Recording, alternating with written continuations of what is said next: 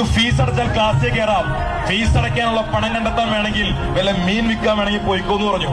അത് കഴിഞ്ഞ് ടീച്ചർ ഒരു സെന്റൻസ് കൂടി പറഞ്ഞു, വേണമെങ്കിൽ നിന്റെ അച്ഛനെയും ഒപ്പം കൂട്ടിക്കോളാൻ പറഞ്ഞു. ക്ലാസ്സിൽ നിന്ന് പുറത്താക്കണുണ്ടപ്പോ അതിന് വിഷമില്ല, കാരണം അവന് പഠിക്കാൻ ഇഷ്ടമില്ല.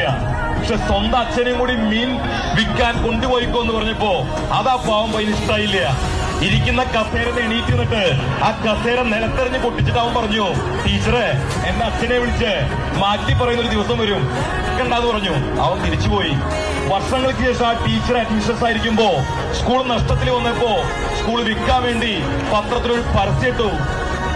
അവൻ പറഞ്ഞു, സ്കൂൾ വാങ്ങാൻ വേണ്ടി ഞാൻ റെഡിയാണ് എന്ന് പറഞ്ഞ പയ്യൻ ഫ്ലൈറ്റിൽ തിരിച്ചു വരിക. അവൻ തിരിച്ച് അവിയേറ എന്ന് പറയുന്ന അവന്റെ ഹോം ടൗണിലേക്ക് വരുമ്പോ ഫ്ലൈറ്റ് എയർപോർട്ടിൽ ലാൻഡ് ചെയ്യുന്ന സമയത്ത് ഫ്ലൈറ്റിന്റെ ജനച്ചില്ലയോടുകൂടി അവൻ എയർപോർട്ടിലേക്ക് നോക്കി. അന്ന് ആ എയർപോർട്ടിന്റെ പേര് അവന്റെ പേരായിരുന്നു, ക്രിസ്ത്യാനോ റൊണാൾഡോ.